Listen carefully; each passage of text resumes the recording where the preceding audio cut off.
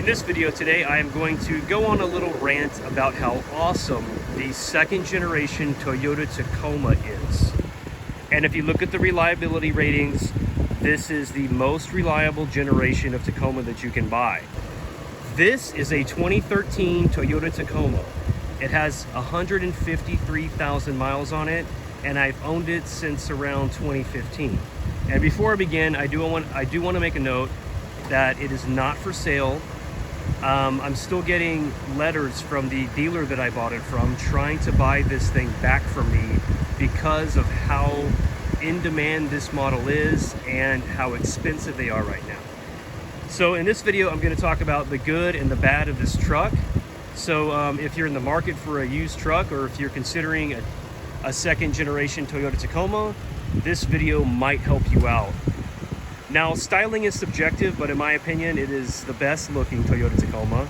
The new ones are really nice, they look great, but the style of this one I just love. It's very classic. And this particular truck is completely stock, all OEM. The only difference is that it has a genuine TRD grille on the front. This particular model is a four-wheel drive TRD off-road. There is also a sport model which has a scoop on the hood. I test drove that one and I actually hated it because the scoop just blocked too much of the view. One other change I've made to this truck is that I put the biggest possible BFG all-terrain tire on it, because the best truck in the world, in my opinion, deserves the best tire in the world, also my opinion. So the best thing about this truck, which probably goes without saying, is that it is extremely reliable. Again, it has 153,000 miles on it, and I've never done anything as far as repairs. It has the original water pump, original alternator. Everything is completely original on this truck. And I mean, it's really pretty much been perfect. You know, I've done oil changes, I've done brakes, I've probably replaced the battery once or twice, and that's about it. So the first thing that I'd like to talk about is the engine. So let me go ahead and pop the hood and we can take a look at that real quick. So here is the masterpiece V6 that comes in this particular truck. This engine can also be found in the FJ Cruiser. It can be found in some models of the Land Cruiser, the Lexus GX 400, the Toyota Hilux, and a few other models. So yeah, this is one hell of an engine. Another cool thing, and perhaps my favorite part of this engine, is that the oil filter is on top, which makes oil changes extremely easy. This truck is high enough to where it does not need to be lifted to get under it. So you can drain the oil, and then you can just twist this thing off and replace it. Because that's right, it's an old school twist-on oil filter. It is not a canister filter, which can actually break and even get stuck inside your engine. I've actually had that happen to me on my wife's Toyota Camry. The dealer over torqued it, and I ended up spending about 3 hours removing it from the engine block with a Dremel because it broke when I was trying to remove it. So I'm not a fan of canister filters. I think they're horrible. This truck has a normal metal spin-on filter on the top of the engine. It does not get any better than this for oil changes. Now, it's probably hard to see on camera, but there's a drain plug down here. There's a tray and a drain plug. So when you do your oil change, all you have to do is unscrew this thing and then put like a Coke can or something down there to catch the excess, and that's it. Replace the filter, wipe it down, and you're done. So this engine is absolutely incredible. The fact that Toyota decided to put this in the Toyota Land Cruisers speaks for itself. I mean, arguably the Land Cruiser, the V8 edition at least, is probably the most reliable vehicle on the planet. And so it speaks volumes that Toyota put this thing in it. I've never had a single issue ever with this engine. And I can say that in an honest tone because it is absolutely the truth. One good thing that I did forget to mention about this truck is that the four-wheel drive capabilities are absolutely amazing. I have gone through all kinds of stuff in this truck. I've gone through heavy mud, I've gone through sand, and I've gone through water. Where I live, we actually had a hurricane, and the result was that there was about 2 feet of water in every street around me. So without this truck, I would have been completely stranded.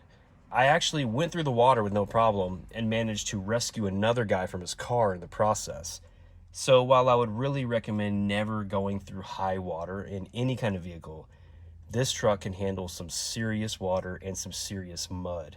I have never been in a situation where I felt that I would not be able to get out safely with this truck. And I cannot say the same about any other car I have ever driven. So now that we've talked about the good, which is the truck is reliable, let's talk a little bit about the bad. I always want to be honest with my viewers, and so I'm going to tell you the bad things about this truck. I'm not going to just blow a bunch of rainbow out my ass. Let's be honest here, okay? If you need to tow something, then don't get a mid-size truck.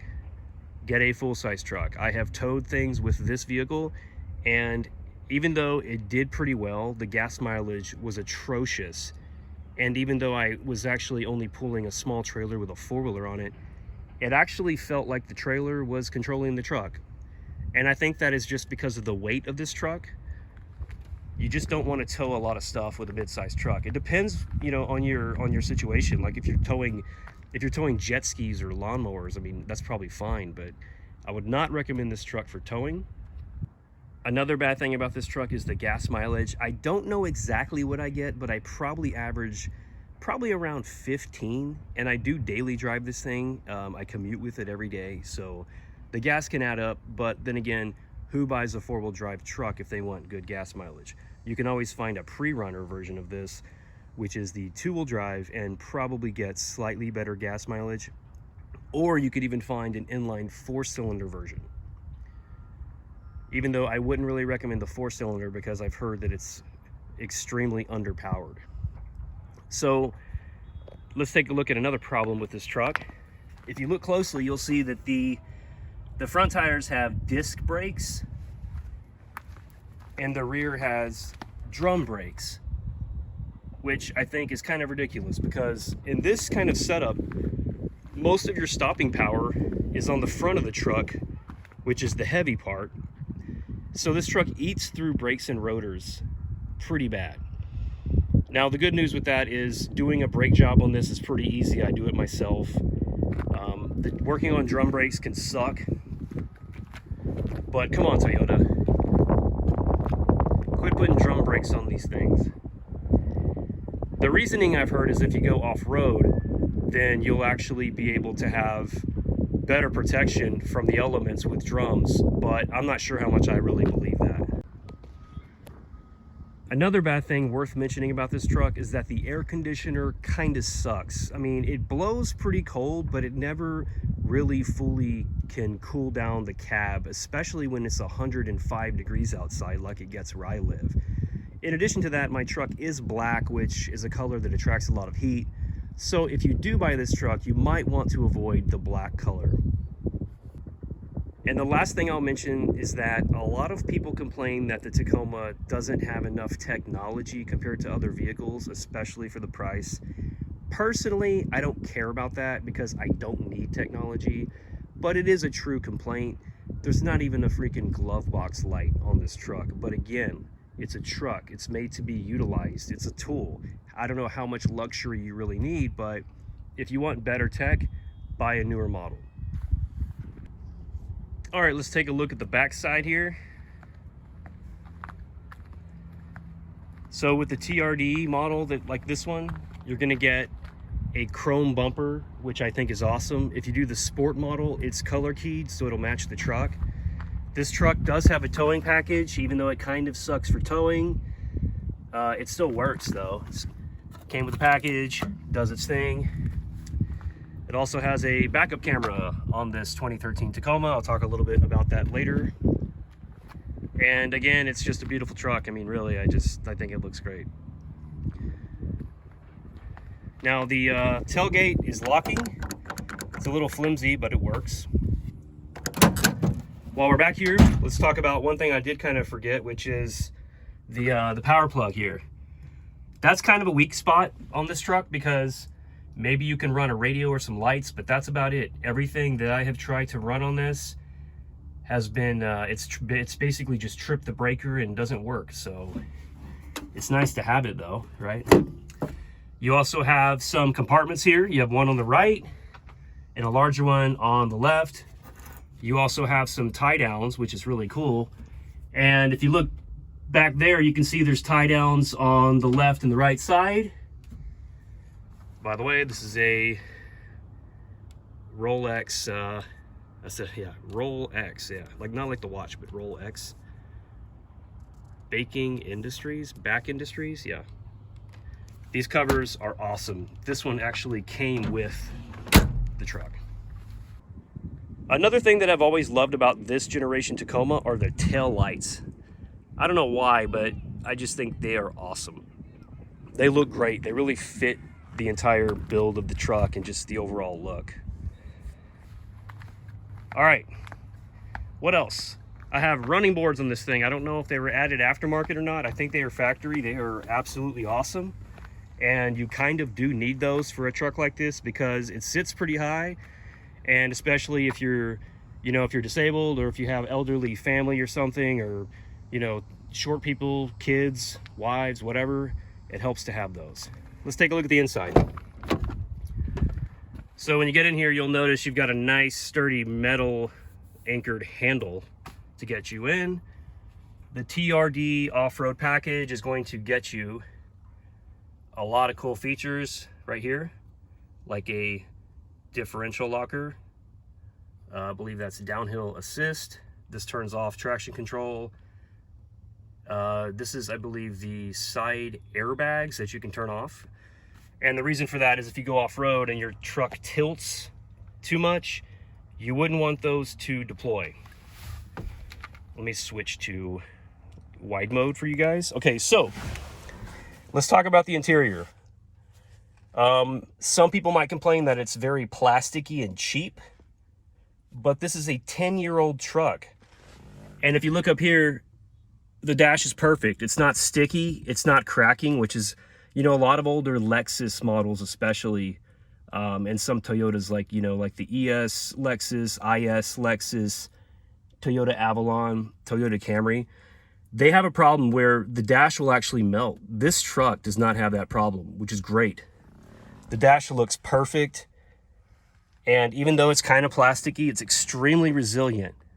Like, for example, I've had my dog on the door putting her claws on here. It's never scratched.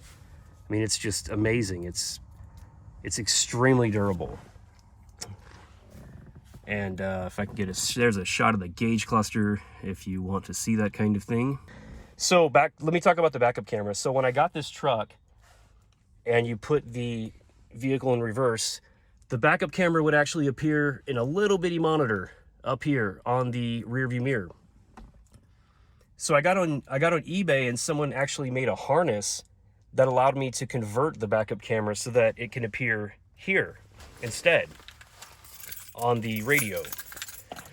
And this is something that I cannot explain. I don't know why on earth Toyota did not have it like that from the factory.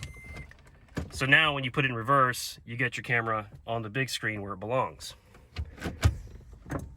It has old school analog AC. This is from an era before everyone had digital climate control. The newer Tacomas do have that, so if that matters to you, you might want to look at a newer one. It also has a USB port, which is awesome because you can put all your music on a USB thumb drive and just play the MP3 or WMA files right through here, which is absolutely awesome. Speaking of the radio, I did replace the speakers with a JBL component set. They sound amazing. It has a center console right here that holds a ton of junk. Very, very cool. And another cool thing about this truck is, holy crap, does it have cup holders. We have 1, 2, 3, 4, 5, 6, 7, and 2 more in the rear doors. So you have about 9 of them, 9 cup holders. Another extremely cool thing about this truck is that these cup holders, you can take out the inserts and then you can put huge drinks or whatever you want into this cubby right here. And if they spill, who cares? Just wipe it up. And the inserts are genius because, for example, if you're on a road trip and you have a dog with you or something, this can convert into a water bowl or a food bowl for your dog. And I've actually done that before, by the way. I'm filming on my camera, but an iPhone will fit perfectly in this cup.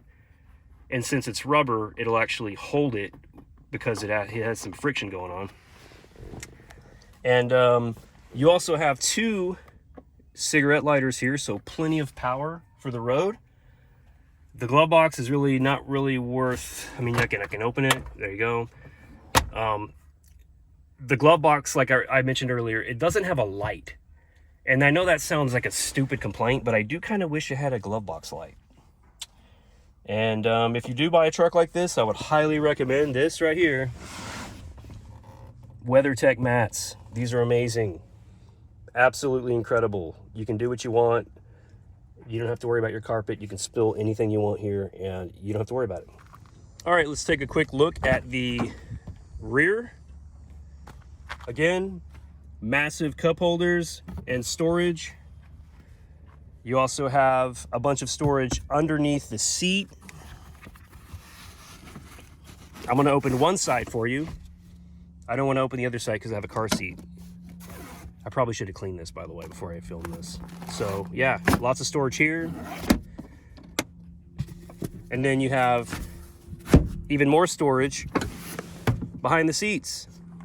You can fit a toolbox, toilet paper, oil, which I've never used because this thing does not burn oil or leak oil. So another thing about this engine that I have to mention, 153,000 miles, and there is not one oil leak at all. I will add some footage to show you underneath this truck. It is absolutely perfect. It's immaculate. It's clean.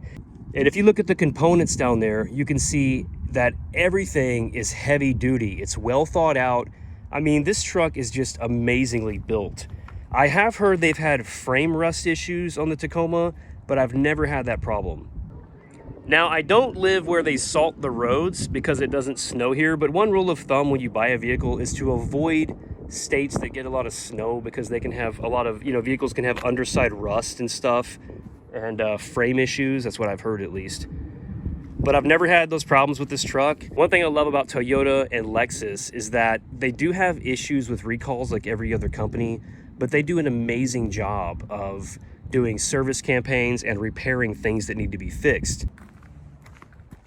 All right, and that sums up my rant of the 2nd generation Toyota Tacoma and why I think it is the best midsize truck you can possibly buy. The used market is absolutely insane right now for these trucks. Unfortunately, they cost a lot because they're awesome and they last forever. I bought this truck for $28,000 back in 2015. If I sold it today, I don't know exactly what I would get, but let's just say I would almost get what I paid for it 8 years ago. I mean, seriously, good luck doing that with a Chevy or a Ford. It's just not going to happen. And just to sum up this video, again, 153,000 miles, no oil leaks, no major problems. Good luck doing that with an American vehicle. I may make some people mad by saying it, but hey, it's just my opinion, whatever. Thank you for watching, and if you found this video to be entertaining or helpful in any way, please take a moment to subscribe to my channel. I would greatly appreciate it.